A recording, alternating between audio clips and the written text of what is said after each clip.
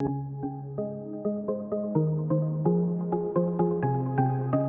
everyone, I'm Kat and welcome to my channel, Naturally Beautiful Girl. So today I am going to be bringing you a review on some brand new products. I'm going to be talking about the brand new foundation, concealer, primer, and highlight from Crop Naturals, as well as the new Ecobrow brow pencil and brow gel. So as always, I'm going to show you a demo of me applying the product, and then I'm also going to talk to you about the product and share my thoughts. So I'm going to start off with the primer, and this is the Crop Natural Radiant Glow Primer. I have oily skin, so I wasn't entirely sure how this primer would work for me. And although it is a radiant glow primer, it's not an overly dewy primer. In fact, the Ilia True Skin Serum primer is more kind of glowy and radiant than this one is. But this one is interesting in that it is a tinted primer. You'll be able to see it when I'm applying it to my face, but the primer itself is tinted, so it's kind of this bronzy color. However, when you blend it out, yes, it gives your skin a little bit of bronziness, but it is quite sheer. Like, you can no longer really see where it was on my skin. You only see that it's reflecting the light. So it is extremely lightweight. It's not at all greasy. It's not at all heavy. It really just gives you a little bit of glow but doesn't add any weight to your skin. That being said though, I have been trying this primer out with the Crop Natural foundation as well as with other foundations like my Ilia True Skin Serum foundation, and honestly I can't tell any difference with using this primer versus not using this primer. So I really don't feel like it does much in terms of glowiness, in terms of longevity of makeup. It just doesn't make much of a difference to me. And I've had kind of mixed reactions with primers in the past. If you want something more glowy and more radiant as a primer, I would recommend the Ilia True Skin Radiant Priming Serum over this one from Crop Natural. I just find that it doesn't do much. And even though I do have oily skin, if I'm using a primer, I do want it to do something, and I really just felt like it didn't. So there's nothing bad about the product, there's nothing I dislike about the product, I just don't find that it does enough to warrant having that as a step in my makeup routine. So I'm now going to move in to the Crop Moisture Balance Foundation. The foundation comes in 6 shades, which honestly is not enough. I fortunately was able to find my shade. The shade I have is Ivory, which is listed as for fair skin with pink undertones. 6 shades is not enough to really satisfy the range of skin tones, so I'm just gonna put that out there. If you can find your shade, that's great, but I get that everyone is not going to be able to find their shade in this foundation. And honestly, I was surprised that they had my shade, because normally with how porcelain my skin is, I typically run into problems. It comes in a squeezy tube, and that way it reminds me of the Herrera Perez Oat Milk Foundation. This one is really thick, which I was not expecting at all. And you can see that when I squeeze it out. I don't wanna waste too much of it because it's an expensive foundation. It's $42. I got a little dot of it here. It's thick, it's not running, it's just staying in place. And when you go to blend it out, it takes a little work to blend out. It's not the easiest to blend out because of how thick it is. But it is a good shade match for me. I mean, you can see it disappeared into my hand well. So with this foundation, what I like to do is I like to blend it out with a brush. That's typically how I like to blend out my foundation. But I do have to say this, you definitely want to make sure that your skin is moisturized underneath it, because it is that thicker consistency. It is a bit harder to blend out than more liquidy foundations. It's not that it clings to dry patches or is dry, it's just thick, like it's not easily blendable.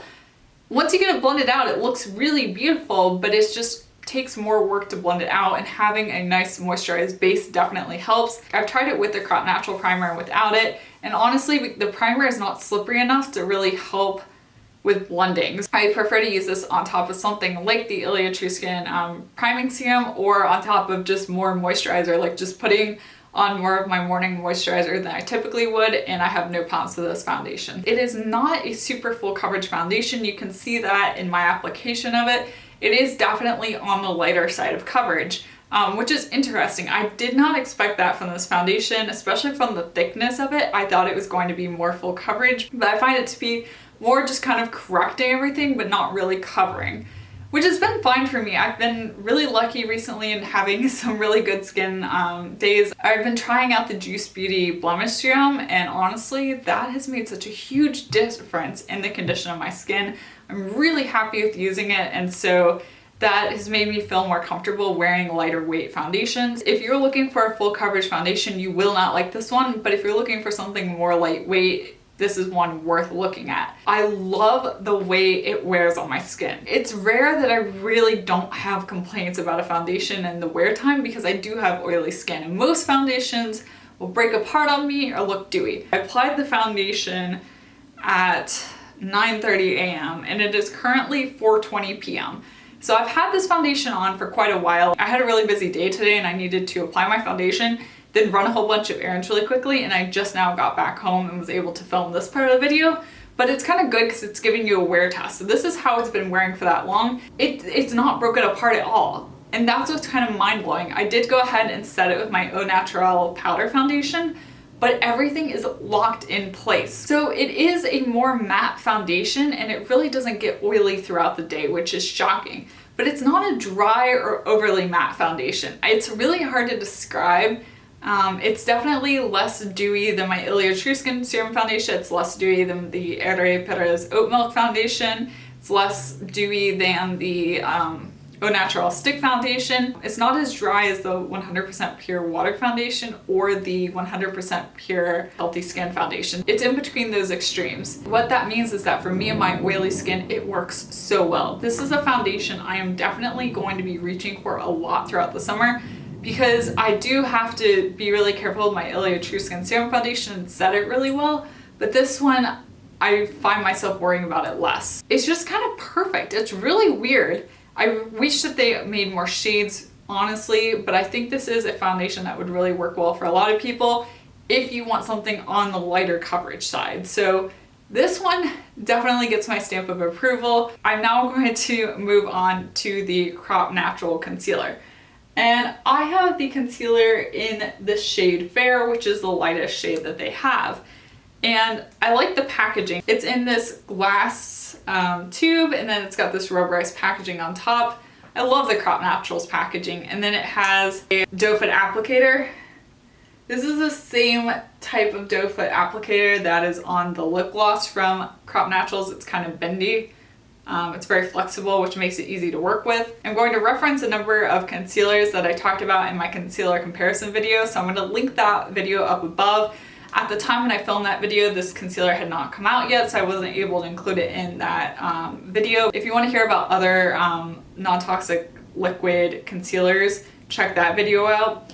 But what I'm going to first say is that the shade of this one is not light enough for me. I do have porcelain skin, and this concealer is the lightest shade of the concealer. Here's a swatch of the concealer. It's not a terrible shade match for me. It's actually better than I initially thought it was going to be, but it's a little deep. I could use one shade down in the concealer. Unfortunately, this is the lightest one, but I have seen worse. If you check out that concealer video, you will see what I mean. There are ones that are fair, but really not actually fair.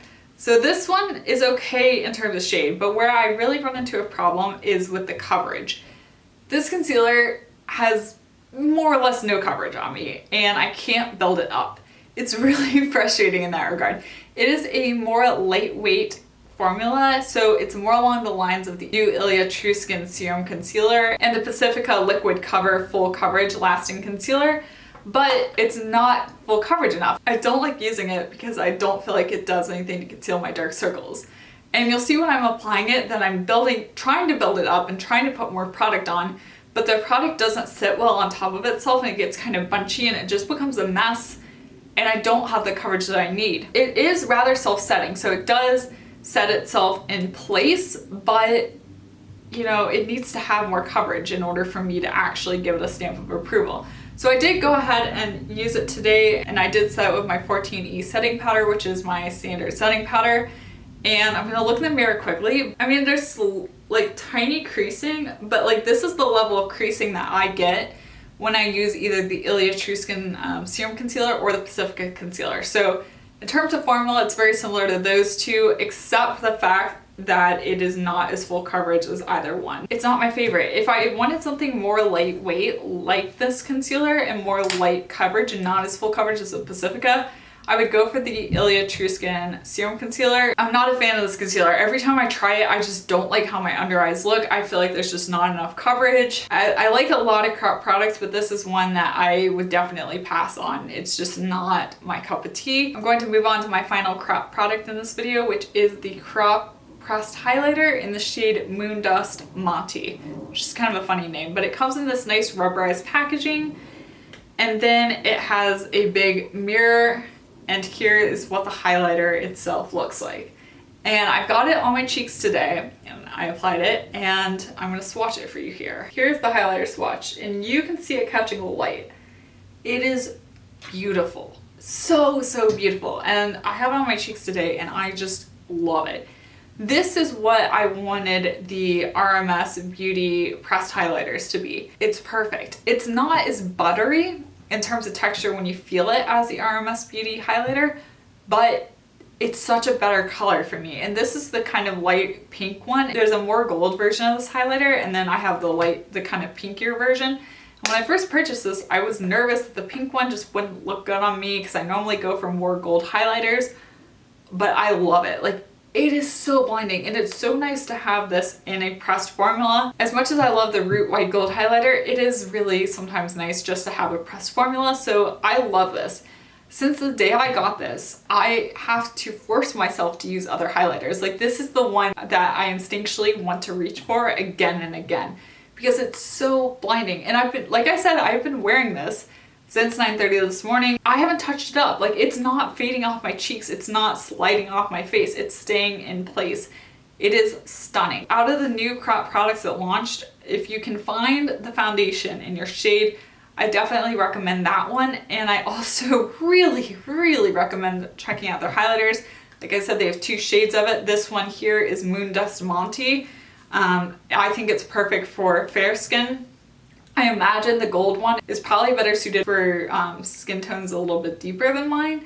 I don't know. Unfortunately, the Credo in Boston does not carry any of the new products at the moment. I was there just a couple days ago again, and they still don't have them. So I've gone twice looking now, and they don't have them. So if you live in the Boston area, unfortunately, Credo at the moment doesn't have them, but I am hoping more people post swatches online, and honestly, at some point I may pick up the gold one just because I love this one so much, but I'm a little nervous because I don't know how to look on my skin, but it's just beautiful. It's not glittery, it's not chunky, it just gives you such a beautiful glow to your cheeks. Now I'm going to move on to the two new products from Ecobrow. And Ecobrow recently came out with what they call a defining crayon, which is basically a brow pencil. And honestly, I really love the Ecobrow packaging on the brow pencil and also on their brow gel.